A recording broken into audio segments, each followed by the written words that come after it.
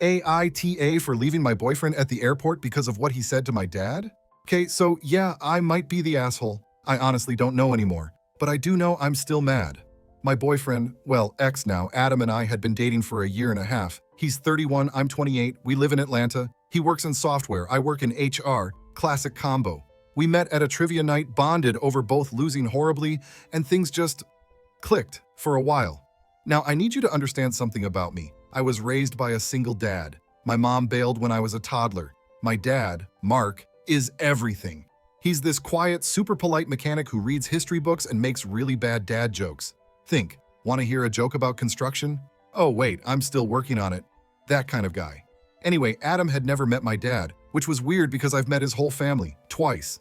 Every time I brought up my dad, Adam would say stuff like, "Let's not rush the trauma tour," or "Daddies make girls weird," which, okay, not funny, but I let it slide. So fast forward to last weekend. My dad flew into town for the first time in forever. He hates flying but came anyway because it was my birthday weekend. I was so excited. I'd planned a whole dinner, got us tickets to the aquarium. My dad's obsessed with jellyfish. The whole deal. Adam insisted on coming with me to the airport to pick him up. I thought that was sweet. It was not. We get to the airport and I spot my dad coming down the escalator in his big hoodie and cargo pants, dragging a suitcase with duct tape on it. Classic Mark. I wave and he grins and starts speed walking over. And Adam, oh my God. Adam leans over and says, and I quote, "Wait, that's your dad? Aw, he's kinda cute. Like a little hobbit. I thought he was joking. Like maybe he was nervous and trying to be funny. But then he goes, 'You didn't tell me he looked like a janitor.' This is adorable." I laughed stupidly because I didn't know what else to do. But the second my dad got close, Adam sticks out his hand and says, "Hey, you must be Mark. Wow, I love your whole vibe. You give off serious fixes toasters for fun energy." My dad, God bless him, just smiled and said, "I actually fix engines, but sure." Then Adam laughed like it was a joke. The whole car ride was painful. Adam kept saying stuff like, "Mark, you ever read The Art of War? You seem like that type. And so you chose to be a mechanic? Like, on purpose?" And then he asked, "Did you always plan to raise your daughter alone? Or was that like a plot twist?" My dad didn't say much, just stared out the window and said he was tired. I was mortified. I told Adam to cut it out and he acted like I was being too sensitive. "Babe, it's called banter. Your dad's chill." He was not chill. When we got home, my dad said he had a headache and went straight to the guest room. I pulled Adam aside and said, "What the hell is wrong with you?" He goes, "Relax. Your dad's not fragile. I'm just trying to bond." Then added, "Honestly, I thought I'd have to impress some scary Clint Eastwood type. This guy's like a mechanic Mr. Rogers." I don't know what snapped in me, but I just looked at him and said, "You need to leave." He laughed. Thought I was joking. I wasn't. I told him to call an Uber, that I didn't want him around my dad. He refused. Said it was his house too. It's not. It's my apartment. So I grabbed his stuff, walked it to the door and said, "You can come back when you learn to talk to people like they matter." And yeah, I made him leave. But wait, it gets worse. Okay, so I kicked Adam out. I expected a fight. I expected yelling. Honestly, I expected something more than him just scoffing and muttering, "You're being dramatic," before slamming the door behind him. I texted him that night, "Don't come back while my dad's here. We'll talk after." He left me on red. Next morning, my dad acted like nothing happened. Made coffee, asked if I still liked those cinnamon Eggo waffles. I do. We had a chill morning. It almost felt normal. I apologized for Adam's behavior. You know what my dad said? "Everyone's got their flavor of dumbass. Don't mean you have to invite him to dinner."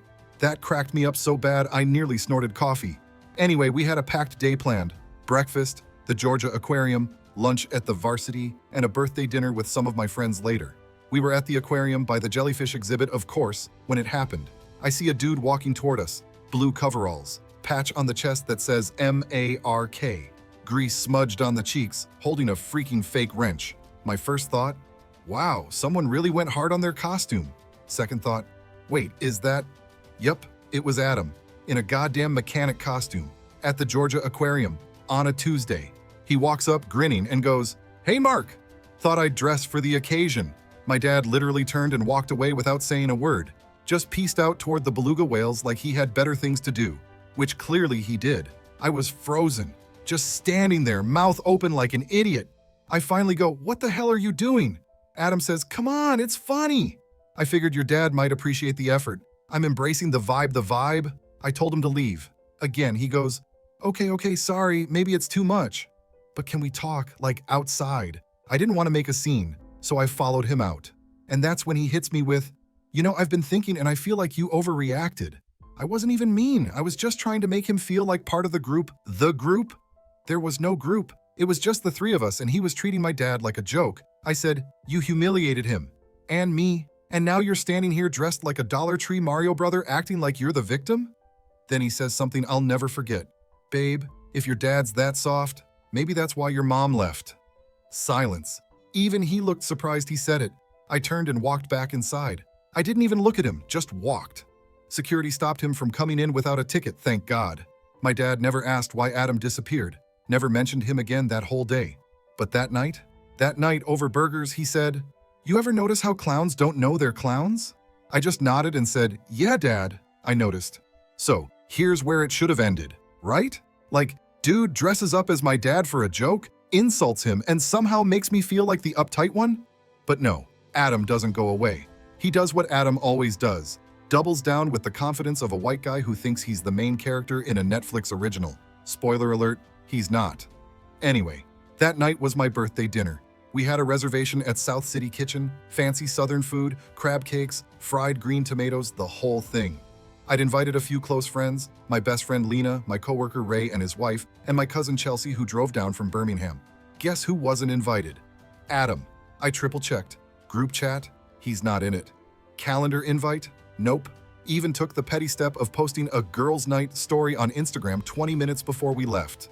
No tags, no clues. We're halfway through appetizers when Lena, bless her sarcasm-riddled soul, leans over and says, incoming. I turn around and there he is, Adam, standing at the hostess stand holding a goddamn gift bag with a red bow and acting like he belongs there. I see the hostess pointing toward our table. Lena waves. I do not wave. He walks over like it's a casual Tuesday hangout and says, ladies and gents, sorry I'm late. Surprise. I just stared at him, said nothing. My friends? All awkward smiles and side eyes. Chelsea, who has never liked him, goes, oh, you weren't on the reservation, but okay. Ray's wife leans into me and whispers, girl, do we need to fake a fire drill? Adam pulls out the chair next to me like it's his seat. He sits, no shame.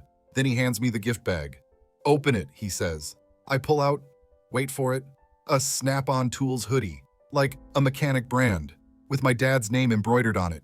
I figured we could get him matching merch, he says. Bonding, right? I put it back in the bag and said, you need to leave. That's when he snaps, in public. He says, why are you being like this? You're embarrassing me. Then he turns to Lena and says, seriously, can you talk some sense into her? You're always the sidekick in these tantrums. I thought Lena was going to throw her drink in his face. Instead, she calmly picked up her phone and said, oh, look, I found a sidekick app. It's called Uber. Let me get you one. Chelsea goes, you're lucky I left my taser in the car. That's when the manager walks over because now the whole room is watching. I tell the manager, he's not with us. Adam tries to pull the I'm her boyfriend card, and I loudly, clearly say, no, you were my boyfriend. Past tense, the manager offers to escort him out. Adam finally stands, muttering, this is why people think HR girls are emotionally constipated. I laughed, not because it was funny, because it was so desperate. He left, actually left. The rest of dinner, a bit weird, but Lena saved it with a solid toast. To boyfriends who dress like mechanics and leave like clowns. Even my dad, who wasn't there, texted me during dinner. How's the sidekick? Still fixing toasters? So, you'd think after getting kicked out of my birthday dinner in front of my entire social circle, Adam would finally get the hint. You'd be wrong. 3 days go by. Peaceful, beautiful, healing days. My dad and I went fishing at Stone Mountain, ate Waffle House at midnight, and watched the Braves game on mute while narrating it with fake British accents. He's weirdly good at it. I was finally decompressing from Adam's walking cringe parade when I got a text from Lena. Check your email. Your dad's name is in the subject line. I open my inbox. Subject line, to Mr. Mark, a sincere apology and a small request. Body, hi Mark, I want to sincerely apologize for our rocky first meeting. I realize now my humor didn't land the way I intended, and I may have come across as disrespectful. That was never my goal. I was trying to connect, albeit poorly. I admire your work ethic and your relationship with your daughter, and I hope to be the kind of man who can support her the way you have. Please find attached a token of my apology. I hope you can accept it in the spirit it was given. Adam. Okay, cringe, but fine. Whatever. Except there was an attachment. It was a goddamn Venmo request. $74.63. The note said, "For your portion of the aquarium ticket. I kid, you not." This man sent my father a Venmo request for a ticket he didn't ask for, to an aquarium trip he tried to ruin during a visit he flew out for to see me. I showed it to my dad. He stared at it for a full 10 seconds, then said, "Send him $100. Put for emotional damages and secondhand embarrassment." I nearly fell off the couch laughing. But the real twist? My dad actually replied to the email. Not to argue, not to insult. Number. He just wrote back, "Hi Adam, thank you for the note. I appreciate your effort. Regarding the aquarium ticket, please consider it my donation to the endangered species of emotionally fragile men. I hear they're going extinct. Best, Mark."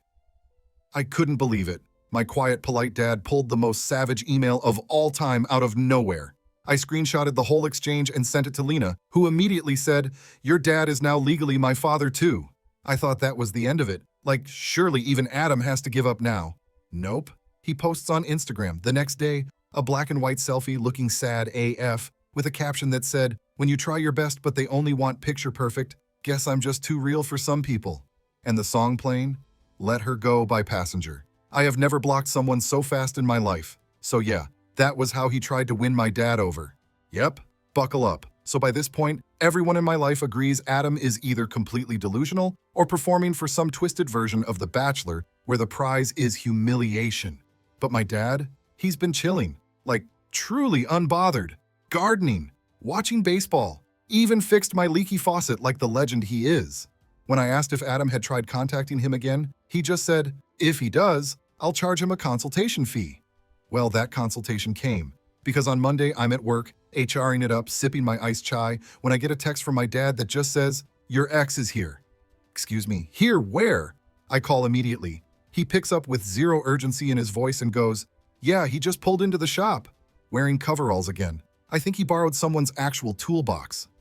My dad works at a local auto shop in East Point, small family-owned place. He's the kind of guy regulars come in just to talk to. So imagine his actual coworkers when some random 30-something software bro shows up, looking like he just wandered off a Halloween aisle in Home Depot.